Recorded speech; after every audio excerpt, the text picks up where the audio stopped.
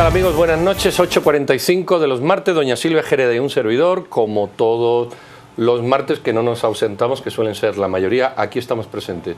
El primer tema que queremos presentarles se refiere al debate que han visto ustedes en estos días y sustancialmente hoy en los medios. Eso que se ha venido a denominar, a mí no me gusta, pero lo voy a decir como lo presenta, el secreto bancario, porque mi punto es que no existe secreto, entonces no habría que denominarle secreto bancario.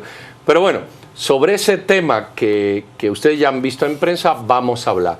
Hay que levantar el secreto bancario, hay que quitarlo de la legislación, hay que flexibilizarlo, hay que dejarlo. ¿Qué valores se están tocando, qué valores se abordan en la discusión cuando se habla de este término? Y vamos a hablar con dos personas. El ministro de Finanzas Públicas, don Julio Héctor Estrada. Ministro, buenas noches, muchas gracias. Y también don Mario Fuentes de Starac, abogado. Don Mario, buenas noches. Buenas noches. Y doña Silvia, démosle. Buenas noches. Que la noche es corta y el tema es largo. Muy buenas noches. Señor ministro, yo quisiera comenzar con usted hablando sobre este tema que realmente ha creado mucha polémica y conmoción en Guatemala, el secreto bancario. Hay un grupo muy fuerte de la población que teme a que los funcionarios públicos puedan acceder a nuestras cuentas bancarias, a que se pierda esta confidencialidad. Cuéntenos qué es realmente este tema que ustedes están proponiendo. Gracias, Silvia. Bueno, primero que todo, esto es parte del proceso de fortalecimiento de la capacidad institucional del Estado de recaudar impuestos, ¿sí? Hemos estado trabajando durante un par de meses en una reforma a la ley orgánica de la SAT. No estamos modificando impuestos, aumentando impuestos. Hemos encontrado que lo más importante es que la entidad tenga la capacidad de cobrar impuestos a los que tienen que pagar y cobrarle a los que no están pagando, cobrarles, y a los que pagan no cobrarles más, sino que mantener un cobro justo. Cuando se habla del tema de, como decía el licenciado Trujillo, no es correcto decir levantar el secreto, porque no se está quitando el secreto bancario.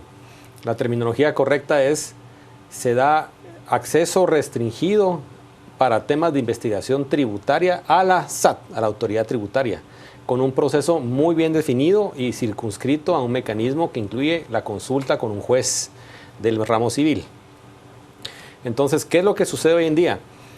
Hoy en día, aun cuando la SAT tenga sospechas o encuentra una empresa, digamos, que tiene 4 pisos de un edificio y resulta que tiene una facturación de 100,000 quetzales al mes y hay unas inconsistencias importantes, si le pide a la empresa, deme su contabilidad, le presenta su contabilidad, pero le dice, mire, siento inconsistencias con su información.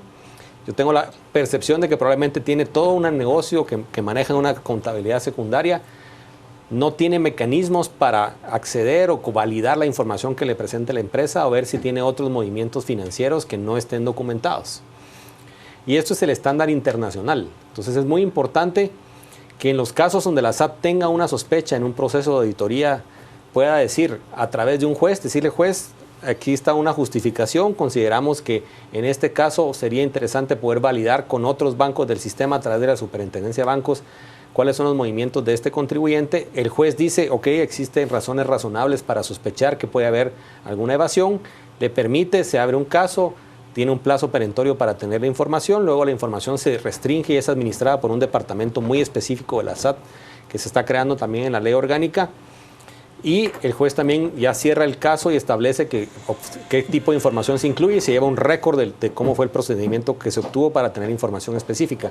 O sea, no es se abren las cuentas de todos y expediciones de pesca y la SAT está en línea con todas las cuentas de todo el mundo. Es solamente en los casos donde tenga una sospecha o alguna razón para hacer una investigación mucho más específica. Don Mario, desde la perspectiva legal, las razones que da el ministro.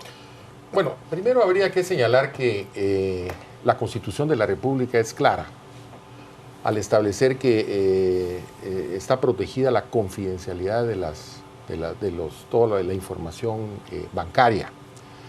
Consecuentemente es un tema no de ley, sino que es un tema de Constitución. La ley de bancos y grupos financieros claramente establece que no hay un secreto bancario, sino que lo que hay es una confidencialidad en trasladar información a entidades que no son específicamente las que establece la ley de bancos. Y concretamente, para efectos del lavado, está claro en la ley de bancos que la Superintendencia de Bancos, a través de la Intendencia de Verificación Especial, puede acceder a las cuentas bancarias de los usuarios, y si estableciere pues que hay un lavado de dinero de activos, inmediatamente poner la denuncia correspondiente y que el Ministerio Público proceda. Asimismo, está claramente establecido en la ley que el Ministerio Público, cuando hay una legítima sospecha, como dice el señor ministro, cuando existe un ilícito o una sospecha de un ilícito, pues inmediatamente inicia una investigación con el control jurisdiccional de un juez, ¿verdad? Y puede requerir toda la información a el sistema bancario. Pero entonces, eso está regulado específicamente. O sea, no es cierto que haya un total hermetismo, un total blindaje a las cuentas bancarias.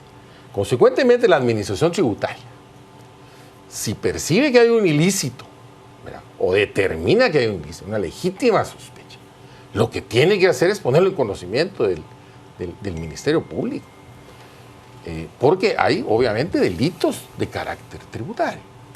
Para que el Ministerio Público, ¿verdad?, con el control jurisdiccional debido, pues requiera la información bancaria, en todo caso, del sindicado, ¿verdad? Pero ya está establecido en la Constitución y en la ley. De hecho, hubo en una oportunidad en el año 2001 que se hizo una reforma al Código Tributario en que estaba de superintendente de administración tributaria el señor Abadío, y él quería que le trasladaran todas las bases de datos de los bancos a la burocracia. Entonces, se presentó una impugnación ante la Corte de Constitucionalidad y la Corte de Constitucionalidad declaró inconstitucional esa disposición. Consecuentemente, esto no es nuevo, ¿verdad? Eso está ya discutido ampliamente. Ministro, respecto a lo que nos dice el licenciado Fuentes, ¿cuál sería entonces realmente la finalidad de esto si la superintendencia sí puede acceder a esas cuentas al día de hoy? Y yo me quisiera también referir al tema que menciona el licenciado Fuentes sobre Marco Tulio Abadío, que nos garantiza como ciudadanos que no vamos a tener a funcionarios corruptos y que en algún momento utilizaron la persecución fiscal, por ejemplo, en ese momento fue en contra de sus enemigos políticos, en contra de la prensa. ¿Cómo podemos blindarnos también los ciudadanos cuando tenemos políticos nefastos que están pasando y han pasado por nuestro gobierno? Vamos a ver. La reforma que se está planteando ahora incluye una reforma en la ley de bancos, donde se incluye a la SAT como una de las entidades que puede tener acceso a información bancaria en un procedimiento predefinido.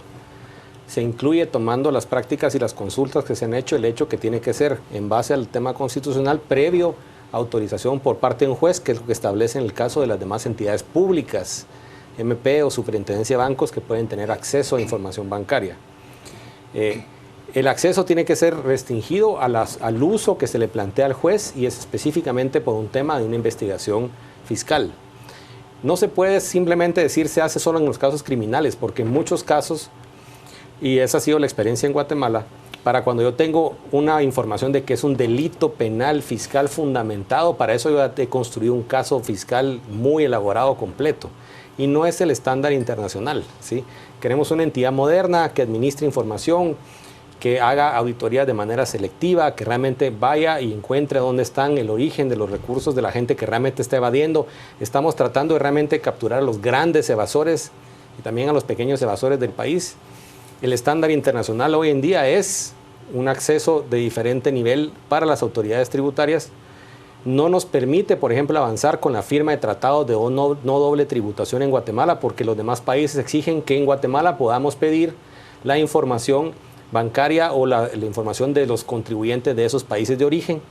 Eso hace que Guatemala hoy en día, como no tiene tratado de no doble tributación, todas las empresas, muchas empresas multinacionales invierten y tienen a Guatemala como centro de costos sin tener utilidades aquí, tratando de reducir su utilidad y su ISR que pagan en Guatemala porque no lo pueden acreditar en sus países. Entonces, no poder firmar esos tratados hacen que paguemos, que se cobren menos impuestos en el país, inclusive para las empresas multinacionales. Entonces, ¿cómo proteger? Se ha definido un procedimiento con un mecanismo a través de la protección, a través de un juez. No puede ser simplemente, se sabe quién es el que pide la información con un récord del documento que se está solicitando, los participantes, los que van a tener acceso. El juez lleva el registro, se recibe la información, se reparte, se administra en un compartimiento, digamos, de la institución específicamente para eso. Y solamente, inclusive no constituye medio de prueba, ¿sí? Solamente en base a haber cotejado la información ya puede entonces iniciar una investigación criminal con una serie de consecuencias adicionales. Si resulta que lo que el contribuyente presentó era consistente con todo, ahí se acaba el expediente. Y no se puede hacer así arbitrariamente, esta persona me interesa, todo se lleva un récord y si se está utilizando mal también puede resultar en consecuencias legales para el funcionario que esté mal utilizando la información. Esto es una modernización donde estamos entrando a ser un actor más del gran concierto de las naciones. Yo invito a la gente a ver cómo funcionan la gran mayoría de países del mundo, ¿sí? Somos de los últimos que nos quedamos con este esquema, con este tema de la preocupación, pero tenemos países que han pasado problemas de seguridad tan importantes como el nuestro. Vecinos de Centroamérica, México, Colombia, todos lo regulan de una manera correcta. Hay que desarrollar la capacidad institucional, pero es una parte muy importante para la modernización de la institución y se tiene que hacer bien. No podemos dejar de tener una herramienta importante que bien manejada es valiosísima para ser mucho más justo. A mí se me ocurre aquí una pregunta. Yo puedo estar de acuerdo en que no tenemos los estándares internacionales en esta materia, pero ustedes tienen que estar de acuerdo conmigo que sin un funcionario responsable de carrera, que además asuma las responsabilidades legales que como funcionario de carrera le corresponde, lo que tenemos son intendentes, superintendentes y directores puestos por gobiernos de una manera directa y puntual. La ley de servicio civil podría o debería ser una antesala para que estos procedimientos estándares, porque si hablamos de procedimientos estándares tenemos que hablar de estandarización de todo, no de una ley que se hace en Estados Unidos, pero el resto lo hacemos un poco a lo caribeño. ¿Tú crees que puede haber pasos previos antes de imponer ese tipo de ley? Sí, sin duda la profesionalización del funcionario, del empleado público es fundamental y Guatemala carece totalmente de ese instrumental. Hay proyectos de nueva ley del servicio civil que siguen engavetados en el Congreso de la República. Las razones se ignoran totalmente. De ahí la importancia de que el Poder Judicial, a través de sus jueces, pues intervenga en todo momento, sobre todo cuando se trata de información otorgada por los usuarios con garantía de confidencia, tal y como lo establece la Constitución. Entonces, y no es cuestión nada más de pedirle una autorización al juez y que el juez solo sea un señor que pone estampa un sello y no, ahí tiene que haber un debido proceso, tiene que haber un derecho de defensa y tiene que articularse un procedimiento en donde el usuario tenga precisamente el derecho de audiencia y que puedan, en todo caso, resolverse a través de las instancias que corresponda dentro del Poder Judicial. O sea, eso es fundamental, ¿verdad? Eso es el respeto al debido proceso, el respeto al derecho de defensa, que en todo momento debe mantenerse, porque eso es parte precisamente de nuestra estructura constitucional, de nuestro Estado de Derecho. Sí, ministro, justo hacia ahí vamos un poquito. ¿Cómo podemos garantizarnos en Guatemala, por un lado, si queremos avanzar hacia estas normas internacionales, que en el tema del servicio civil, público, podamos nosotros tener funcionarios a la altura, no un Marco Tulio Abadío, o aquí tenemos, por ejemplo, una decena de funcionarios de la SAT que se encuentran en la cárcel, son delincuentes? ¿Cómo podemos nosotros tener la certeza de que esos próximos funcionarios públicos en gobiernos tan corruptos como el nuestro no iniciarán persecuciones, que es lo que se refleja en la red, la gran preocupación de la gente? Vamos a ver, nosotros tenemos un mandato de gobierno por la transparencia. Todos tenemos que contribuir a un proceso de transparencia. La SAT tiene su propio procedimiento de servicio civil y profesionalización. Se está fortaleciendo con las reformas a la ley orgánica, por eso se hace en conjunto. Son dos cosas que se hacen en simultáneo. Se crea este sistema de pesos y contrapesos a través de un juez con una verificación. No puede alguien decir, yo pedí la información y me la guardé para mí mismo. El juez le da seguimiento a lo que se hace con esa información eventualmente. Se están creando pesos y contrapesos, pero en algún momento en el país tenemos que hacer una apuesta por crecer institucionalmente, ¿sí? Y si lo que nos hemos planteado es tener más capacidad para tener más servicios públicos y fortalecer la administración tributaria para hacer mucho más justo el cobro de impuestos, yo he hablado con muchos empresarios que están contentos con la medida porque lo que les molesta más es la competencia desleal. Saben que hay unos funcionarios que operan con operaciones de millones de quetzales, todo lo manejan fuera de libros, fuera de cuentas, fuera de operaciones, y ellos están pagando sus impuestos día con día. Las personas que trabajan y las que venden sin factura. Entonces, el poder tener una herramienta de control simplemente para que la tenga la administración tributaria, la va a usar solamente en los casos en los que realmente tenga sospecha que pueda fundamentar y con su procedimiento jurídico y su debido proceso. Pero son herramientas que son esenciales más en un mundo digital como el que tenemos hoy en día, un mundo donde se ve el dinero, lo que estamos viendo hoy en día con todos los movimientos estos de cuentas offshore.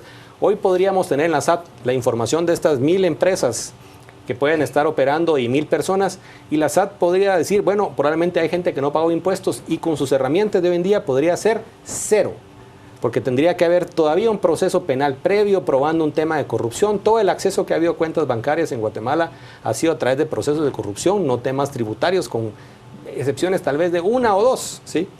No tendríamos una autoridad que pueda decir, hagamos que realmente esta gente que obtuvo ganancias por las que no pagó impuestos y se enriqueció a expensas del erario público, por lo menos pidamos la información. No tener las herramientas para tener acceso a esa información. Queremos una entidad más fuerte, apostemos por tener una entidad más fuerte. Tenemos que ser valientes y el país está cambiando. El organismo judicial ha mostrado que tiene maneras de poner en cheque a los funcionarios públicos. Y hay muchos mecanismos para verificar que estén cumpliendo y actuando según su mandato. Entonces es el momento de evolucionar, y como nuestro mandato es fortalecer la institución y hacer la transparencia, estamos persiguiendo y empujando ese tipo de reformas. Mario, entre lo que hay, que tú lo has explicado, lo que quiere que ocurra, que el ministro también lo ha explicado, ¿tú ves un punto de aproximación entre no romper esa confidencialidad y, vamos a decirlo así, flexibilizar el sistema para que responda a estos estándares? Sí, mientras medie, digamos, la presencia de la autoridad judicial y la legítima sospecha a la que se refiere el señor ministro sea debidamente acreditada ante juez, respetando el debido proceso, pues yo creo que no hay ningún problema. El problema es cuando, digamos, este tipo de requerimientos se hacen de manera arbitraria, antojadiza, ¿verdad? Que lo único que, como decía Silvia, tiene la finalidad de generar una persecución, terrorismo de Estado. ¿Y tú crees que tenemos ese riesgo todavía? O como dice el ministro, debemos dar un paso a pesar del riesgo. ¿Cómo manejar ese riesgo? Por eso, el debido proceso es fundamental ante juez. Si, como dice el señor ministro, yo desconozco totalmente la propuesta del ministerio. Pues, como dice el señor ministro, hay intervención de juez, hay una legítima sospecha debidamente acreditada y hay un respeto absoluto al debido proceso, el derecho de audiencia y el derecho a defenderse. Yo no le veo ningún inconveniente. Aunque ahora, la experiencia deja mucho que desear. Yo quisiera leerle al ministro alguna de las personas que se han pronunciado en las redes que yo creo que usted debería de responderles. Por ejemplo, una de ellas nos dice: abrirle nuestra cuenta bancaria a los mafiosos del gobierno es como abrirle nuestra billetera a un marero. Los recaudadores de impuestos son más grandes ladrones y quieren seguir robando más. Julio Héctor promueve más deuda, promueve más acoso tributario y promueve más gasto nefasto. Estas son unas pocas de las múltiples que se repican en redes sociales. Vemos que al final existe en la ciudadanía ese temor y una falta de credibilidad absoluta hacia el gobierno, no solo de turno, a los gobiernos anteriores. Hemos pasado por muy malas experiencias. Ministro, ¿qué contestaría usted a estos usuarios? Yo tengo que decirle a un ciudadano común y corriente, a un empresario honesto, un empresario que paga sus impuestos, llevan sus cuentas bien registradas, que no tiene absolutamente nada que temer, ¿sí? Si en algún momento la autoridad tributaria comienza una auditoría, establece que hay una razón para establecer algún tipo de sospecha, se documentará con un juez, se llevará un proceso, se obtendrá información, se confirma y se acabó, se queda documentado por el mismo proceso, de bitácora del juez, quién fue la persona en la institución, quién fue el auditor que presentó el caso, cómo se fundamentó el caso, qué información se obtuvo. Si más adelante se dieran abusos, automáticamente habría mecanismos de investigación a través de ese mecanismo. Lo que tenemos hoy en día es un sistema donde la autoridad tributaria no tiene realmente herramientas para validar. Cuando hace solicitudes por casos que ya son penales, toma meses de tener las audiencias. La ley en este caso establece un periodo relativamente corto, perentorio de 3 días para resolver, digamos, procede o no procede, con juzgados específicos en el tema tributario que pueden decir hay suficiente base para, en este entorno que nos están planteando, solicitar la información a las entidades correspondientes y cuidarla bien. Lo que es importante es que nosotros no trabajamos solo en esto, estamos trabajando en muchos mecanismos de transparencia, todo el tema de compras y contrataciones, la subasta inversa, los mecanismos de registro. Estamos haciendo mucho más transparente el proceso de presupuesto. El mandato que entendemos es: queremos un gobierno que funcione. Entonces tenemos que gastar mejor, pero tenemos que subir la capacidad de gasto del Estado cobrando impuestos de forma justa. Lo que ha estado pasando en Guatemala es que los que pagan, pagan bien, y los que no pagan nada, y las empresas que son cumplidoras tienen una enorme competencia desleal. Y el mejor mecanismo es fortalecer la SAT para que realmente haga que paguen todos razonablemente lo que les toca. Y esta herramienta, hablen con quien hablen de cualquier institución tributaria del mundo, ¿sí? Es un paso, no quiere decir que porque la SAT tenga esto va a funcionar mucho mejor, pero es una condición necesaria, y sobre todo que le da mucha más certeza a los procesos y mucha más claridad a los contribuyentes. La exministra Melcarren Aceña nos dice que lo que puede estar en peligro es la integridad y la privacidad de las personas que garantiza la Constitución. De alguna medida, esto lo hablaba el licenciado Fuentes, puede haber una violación a esa privacidad e integridad de los guatemaltecos. Pero yo, digamos, ¿en qué forma estaría violada su privacidad? La investigación tiene que ser en el ámbito tributario, quiere decir que es alguien que contribuye, se solicita la información para ver si los movimientos bancarios son consistentes con sus declaraciones tributarias. La información es consistente, se archiva y se queda guardada en un lugar muy particular con un récord que queda registrado en el requerimiento que se hace a través de un juez. Si alguien libera esa información, está cometiendo un delito penal importantísimo de violación de secreto, como ya lo cometería si libera la información de sus declaraciones tributarias. Ya la SAT tiene la obligación de mantener secreto las ganancias, las utilidades, los activos, las declaraciones, la contabilidad de las empresas. Entonces es importantísimo que la privacidad no cambia, siempre se respeta en un debido proceso. Pero de que puede haber algún riesgo de algún abuso menor o una persona que utilice información específica, eso pasa con todo. A mí me han quedado ganas de contar un ejemplo en propias carnes, pero me lo voy a reservar, la privacidad de la SAT, de los temas de estos y las demandas penales. Bueno, ahora está el señor en prisión, pero no por el caso que hizo. Mario, ¿crees que el contexto social, político, legal, judicial, es propicio para esa aproximación, si ustedes quieren, de poner esto en práctica? ¿O crees que la credibilidad, o crees que todavía queda algo por limar antes, dando por bueno que la herramienta sirve, ¿verdad?, antes de poner la herramienta en marcha? Sin duda, en este momento la población tiene un grado de escepticismo enorme con respecto al Estado, al gobierno. Acabamos de pasar por un proceso muy grave de escándalos de corrupción. Y está bien, pues se está hablando de los ingresos tributarios.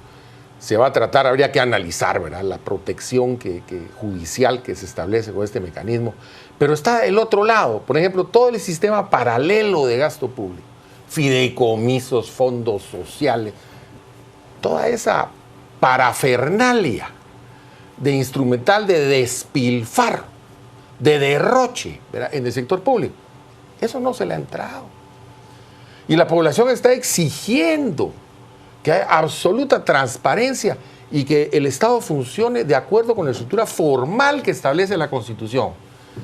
Los ministerios son los que deben ejecutar presupuesto, son los que deben encargarse del despacho de los negocios del Ejecutivo, no los fideicomisos y todas esas estructuras opacas que han generado precisamente una desconfianza tremenda de parte de la ciudadanía. Así que yo creo que todo va de la mano, ¿verdad? Porque entonces, ok, le queremos entrar al tema tributario, está bien, pero ¿y el otro lado? No vemos absolutamente nada diferente. Yo creo que le acaban de dar más trabajo, ministro. Hay aquí una pregunta que dice: el movimiento reformador solicita interpelación al ministro de Finanzas Públicas. ¿Sabe por qué eso? No tengo conocimiento de las razones por las cuales solicitan la interpelación. Bueno, como lo preguntaba un lector, ¿cree que el licenciado Fuentes Taral le acaba de abrir una caja de Pandora? Es decir, no solo la ley, sino es consciente de alguna manera de todo esto, ¿verdad? Si me permiten, por lo menos el último 30 segundos, lo primero que dijimos nosotros es que tenemos que entrar al tema de gastos. quiero actualizar al licenciado Fuentes de Escará que ya hoy en día los fideicomisos completos operan en el techo presupuestario de contabilidad del Estado y con ley de contrataciones, ¿sí? Con la última reforma hay que se hizo en diciembre. suprimirlos, porque son de gasto público, no son de inversión. Y los de gasto público operan, digamos, con los mecanismos y se están suprimiendo. Son ilegales. Ya casi no quedan. Son ilegales, se están son cerrando los inconstitucionales. más importantes y se están dejando terminar. Estamos haciendo esfuerzos importantes en la parte de gasto. Y eso es una cosa tanto más importante que esto. Lo que pasa es que nosotros tenemos un mandato de hacer funcionar al gobierno. Y yo creo que hay mucha más... Es muy importante poder tener los recursos para darle funcionalidad al gobierno, cumplir con los requisitos de la población y no queremos subir impuestos. Es un compromiso importante. Queremos hacerlo a través de evitar la injusticia de que unos pagan y otros no pagan descaradamente, ¿sí? Con una entidad que no tiene fuerza y que inclusive era presa de corrupción. Eso es una realidad. Entonces, estamos poniendo orden, atacando la corrupción y dándole las herramientas con una modernización integral a la institución. Muy bien, ministro Héctor Estrada, señor Fuentes de Escará, muchas gracias. Bueno, yo creo que en esta flexibilidad de la que se hablaba y en esta intención de aproximar, al menos nos tenemos que tomar este año para ver efectivamente si hay una convergencia de acciones. Tampoco podemos juzgar a un ministro que lleva un mes que ni siquiera ha hecho el presupuesto y que cuando se lo han readecuado tampoco se lo han readecuado como él quería. Yo creo que cuenta con la confianza de que estas cosas van a converger hacia bien y al menos los que pagamos impuestos estamos muy felices de que todo el mundo contribuya de la manera como usted dice que justamente le corresponde. Ministro, muchas gracias. Don Mario, muchísimas gracias. No se vayan, doña Rocío nos va a contar los Twitter que quedan que Silvia Jereda todavía no ha leído. Gracias, Pedro. Buenas noches. Usted sabe que para nosotros lo más importante es su opinión, así que esperamos sus comentarios en nuestras redes sociales. Vamos a comenzar con Jorge. Es que no da miedo lo legal y lo legítimo. Lo preocupante es con los delincuentes dentro y especial fuera de la administración. Raúl nos dice, si el dinero es lícito, ¿por qué temer? Garantizar la justicia prevalece sobre la confidencialidad. Es constitucional. Juan Carlos Martínez, es un mecanismo de control cruzado, por eso genera alergia en algunos sectores. Vilma de Moreno, abrirle nuestra cuenta bancaria a los mafiosos del gobierno es como abrirle nuestra billetera a un marero. A Raquel, ya nos fregamos todos, habrán más robos a casas porque la gente tendrá su guardadito mejor. Y por último, comendatoria, máxima ahora que los jueces son sirvientes de la CICIG, el Ministerio Público puede ver los movimientos bancarios que quiera. Le agradecemos por todos sus comentarios y lo invitamos a seguir mostrando su opinión en Facebook y en Twitter. Nos encuentra como Canal Antigua. Vamos a la pausa.